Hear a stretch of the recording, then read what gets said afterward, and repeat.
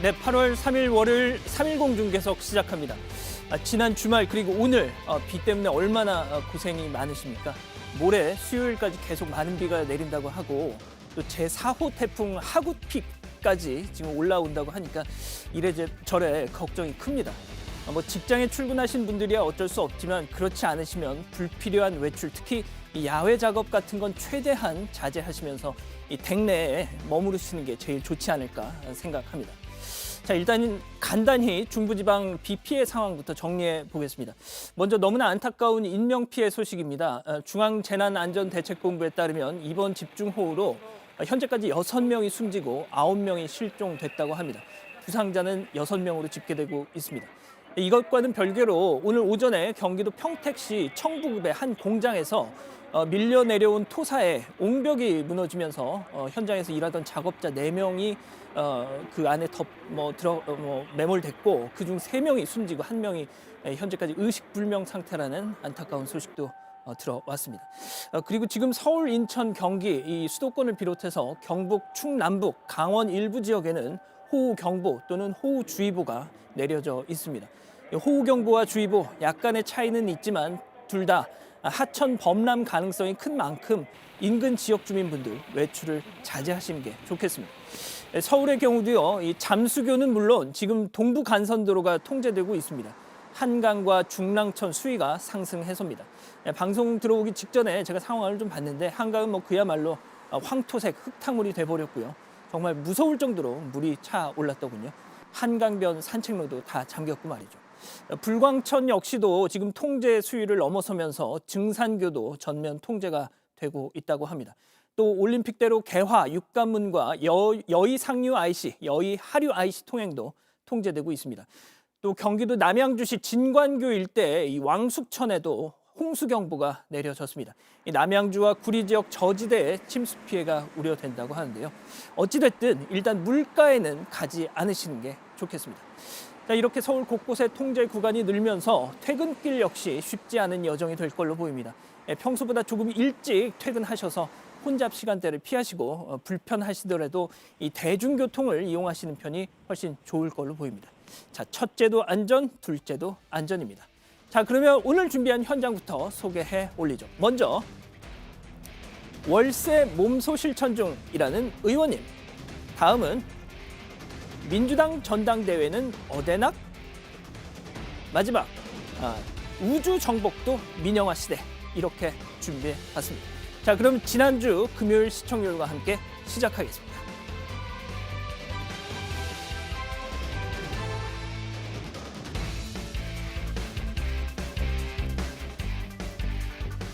예, 지금 아무튼 이 비 피해 상황이 뭐 빨리 좀 안정됐으면 좋겠다는 생각이 듭니다. 자, 오늘 제 옆자리에는 고현준 해설위원 나오셨습니다. 안녕하십니까? 자, 오늘의 첫 번째 현장 관전 포인트부터 보겠습니다.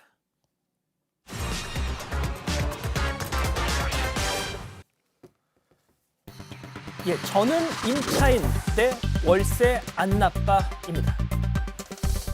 예, 뭐 제목만 보시고 짐작하셨겠지만 두 윤 의원의 발언이죠. 주말 내내 정말 화제였지 않습니까? 그렇습니다. 뭐 국회 본회의에서 지난달 30일이었죠. 이 5분 연설로 주목받은 미래통합당 윤희숙 의원에 대해서 그 여권에서 뭐 초선 중진 의원 할 것 없이 뭐 여러 이야기를 쏟아내고 있습니다.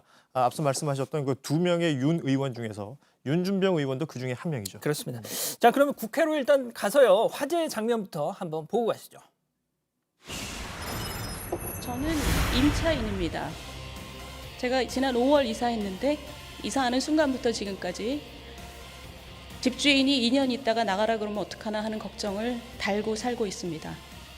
그런데 오늘 표결된 법안을 보면서 저에게 든 생각은 4년 있다가 꼼짝없이 월세로 들어가게 되는구나 하는 생각이었습니다. 이제 더 이상 전세는 없겠구나. 자, 들으신 것처럼 뭐 여러모로 화제가 됐었죠. 예, 먼저 저는 임차인입니다 했던 윤 의원에게 민주당 박범계 의원이었죠. 당신 오리지널 임차인 아니잖아, 뭐 이런 내용이었단 말이죠. 네. 예, 그러니까 윤희숙 의원이 국회 연설 직전까지 뭐 2주택 소유자다 뭐 이런 지적이었던 거죠. 그렇습니다. 이 윤희숙 의원 뭐 아시는 것처럼 한국개발연구원 KDI 그렇습니다. 연구위원으로 일을 하다가 지난 총선에 이제 통합당에 영입된 인사입니다. 그렇죠. 그리고 이 당선이 된 초선 의원이거든요. 서초갑이 지역구인데 2013년에 KDI가 이제 세종으로 옮길 때 당시 이제 특별 분양을 받아가지고 아하. 세종에 집이 한 채, 또 그리고 서울 성북구에 또 집이 한 채, 아파트가 이제 2채 있었다는 건데 그 중에 이제 세종시에 있는 걸 최근에 처분했다라는 얘기가 들려온 것이죠. 그러니까 정리를 하면 최근에 말씀하신 건 세종시 아파트는 팔았다는 거죠. 그렇죠. 네, 예. 그렇습니다. 그러니까 국회 기재위원이 되면서 뭐 불필요한 오해를 사기 싫다 이러면서 이 세종시의 것은 팔았다는 팔았다. 건데 그리고 성북구 아파트는 지금 현재 이제 임대를 준 임대를 상태예요. 줬다. 뭐 본인의 지역구가 서초갑이기 때문에 이 서초갑에 오면서 이곳에 전세로 전세를 들어왔다. 말 그대로 임차인이 되었다라는 것이죠. 그러니까 고 의원님 말씀을 정리하면 임차인이면서도 임대인이다. 그렇죠. 예, 예.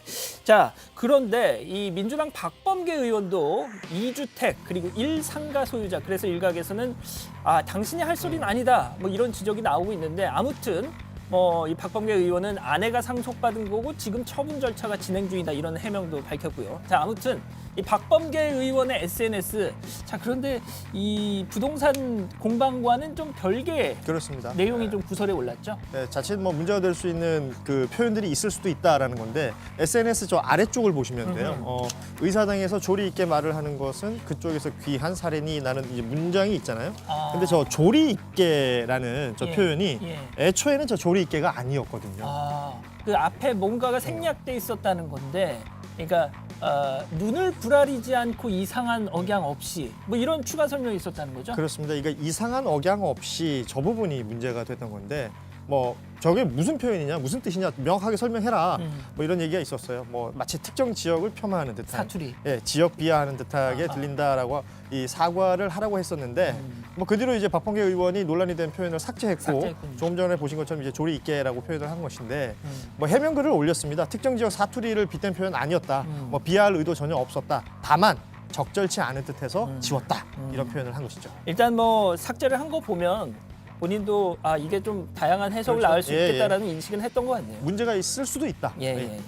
자, 그런데 이 미래통합당 윤희숙 의원을 공격했다가 오히려 여론의 지적을 받은 여당 의원이 또 있습니다. 네. 예, 바로 윤준병 의원이죠. 지금도 뭐 실시간 검색어에 이름이 올라와 있던데, 네. 예, 좀 소개를 해주시죠. 그러니까 역시 SNS에 글을 올렸었어요. 글을 올린 내용이 전세가 월세로 전환되는 것이 나쁜 현상은 아니다. 이게 지금도 뭐 계속 회자되고 있는 문장인데 이 문장 하나 때문에 여론의 문매를 막고 있죠. 저는 이 SNS를 통한 논란이 있을 때마다 이 알렉스 퍼거슨 전 맨유 축구 감독의 그 예. 얘기가 생각이 납니다. 인생의 낭비다. 인생의 낭비다. 예. 트윗은 인생의 낭비다 그랬는데 그렇습니다. 요새는 페이스북을 또 많이 써가지고. 그렇습니다. 자, 그런데 어차피 이 전세 우리나라에만 있는 제도다. 그러니까 윤준병 의원의 지적은 그럼 이건 글로벌 스탠다드로 가는 거다. 뭐 이런 뜻인 건가요? 뭐 그런 내용도 사실은 속해 있을 수도 있어요. 그런데 소득 수준이 증가하면 이 소멸될 운명을 지닌 제도다. 바로 이 전세라는 것이. 전세가. 그러니까 선진국에서도 그렇다. 뭐 이런 내용을 쭉 적어놨어요. 왜냐하면 그 전세 대출이란 걸 받아서 전세 세입자들이 많이 활용을 하는데 전세 대출 받으면 그 대출에 대한 이자 내는 건 아니냐. 그래요. 그 이자도 월세로 지불하는 형태다. 이렇게 지적을 한 것인데 논리는 그렇습니다만 현실적으로 와닿진 않죠. 그렇죠. 예. 예. 자, 월세 뭐 현실적으로 와닿지 않는 이유가 은행 대출하고 이자의 어떤 금액과 예. 월세로 내야 되는 금액의 그 차이가 분명히 있죠. 있지 않습니까? 그렇기 때문에 비판 목소리가 나오는 것일 텐데, 자, 아무튼 이런 월세 예찬을 한 윤준병 의원 오늘 오전 한 라디오 프로그램에 출연해서 직접 설명도 했는데 잠깐 들어보시죠. 그 제도들이 각기 나름대로 의미를 가지고 있거든요. 예. 그리고 현재는 더 월세가 더 많은 비중을 차지하고 60% 비중을 차지하고 있는 제도인데 임대인과 임차인에 주어져 있는 여건에 따라서 그 내용은 월세를 선택할 수도 있고 전세를 선택할 수도 있는데 전세는 선이고 월세는 악이다. 이런 표현은 적절치 않다. 이런 걸 경계하고자 한 것입니다. 자, 이제 뭐 일각에서는 윤 의원이 좀 오해하는 게 있는 것 같다. 누구도 전세는 선이고 월세는 악이다. 뭐 이런 차원에서 본인의 이 발언을 비판한 건 아니다. 뭐 이런 지적도 있고 말이죠. 어쨌든 많은 분들이 또 지적을 한 것이 월세가 좋다는 윤 의원 당시는 그러면 지금 어떤 형태로 사느냐 네. 말이죠. 뭐 월세 사느냐 뭐 이런 댓글들이 달렸어요. 예. 이 댓글에 또 답변을 달았더라고요. 본인이 그렇습니다. 뭐 많은 분들이 월세 살아보라고 충고를 하셨습니다. 저는 아파트 투기 없이 30년 넘게 북한산 자락 연립주택에서 살아왔다. 그리고 지금은 월세도 살고 있습니다라고 이제 댓글을 또 달았어요. 그러니까 정리를 하자면 연립주택 30년 넘게 연립주택에서도 살고 있고 네. 지금 월세도 산다. 어떤 겁니까? 월세 산다. 이게 왜 고위공직자들은 그 재산을 공개하게 돼 예, 있잖아요. 지난해 7월에 공개한 이 재산 등록 사항을 보면 음. 윤준병 의원이 이제 본인 명의로 서울 종로 구기동에 있는 연립주택, 이게 그 북한산 자락이라고 얘기했던 바로 그곳입니다. 그리고 마포구 공덕동에 오피스텔이 또 하나 있어요. 이렇게 해서 13억 7천만 원이 넘는 재산을 신고를 했는데 과연 월세는 어디란 얘기냐? 이게 그렇죠. 뭐 또 설왕설래가 됐었죠. 어디 그 얘기는 안 나오니까 월세가 어디인지. 그러니까 본인이 직접 밝히지는 않았습니다. 그런데 뭐 여기저기서 이제 많은 분들이 취재를 하셨던 것 같아요. 한 보도에 따르면 이 지역구가 전라북도 정읍 고창 지역이거든요. 뭐 이곳에서 월세 한 5, 60만 원 정도로 살고 있다. 이런 보도 내용이 있었는데 제가 이 고창 지역에 조금 아는 바가 있어서 살펴봤더니 그러니까 정읍 시청 그쪽 주변에 방 3개짜리 아파트 뭐 요 정도 되면 이제 보증금 3천에 월세 한 50 정도 요 정도 되더라고요. 방 3개 아파트가 3천에 50이다. 저희 회사가 상암동인데 이 상암동 근처 오피스텔 16제곱미터짜리가 오픈형 원룸이죠. 그냥 그렇죠. 원룸이죠. 예, 방 하나 있는 거. 예, 그게 3천에 50 정도인데 말이죠. 그렇습니다. 이게 사실 그 서울이나 수도권에 계시는 분들 입장에서 야 3천에 50 거저네 뭐 이런 생각하실 수도 있는데 솔직히 공감을 얻을 수 없는 얘기가 되는 건데요. 윤준병 의원은 뭐 박원순 전 그 서울시장 사망 보도가 나올 때도 뭐 미투 사건의 전범을 보여줬다 뭐 이런 좀 부적절한 표현을 해서 홍역을 치렀는데 이게 말이 자꾸 더해지면서 문제가 생기고 있는 것 같습니다. 그렇습니다. 뭐 여당에서도 뭐 윤준병 의원의 발언에 대해서 박주민 의원 지금 당대표 출마를 하고 있죠. 국민 눈높이에 맞춰서 발언하는 게 필요하긴 하다. 이런 지적도 했더라고요. 네. 자, 월세 공방은 여기서 마무리하고요.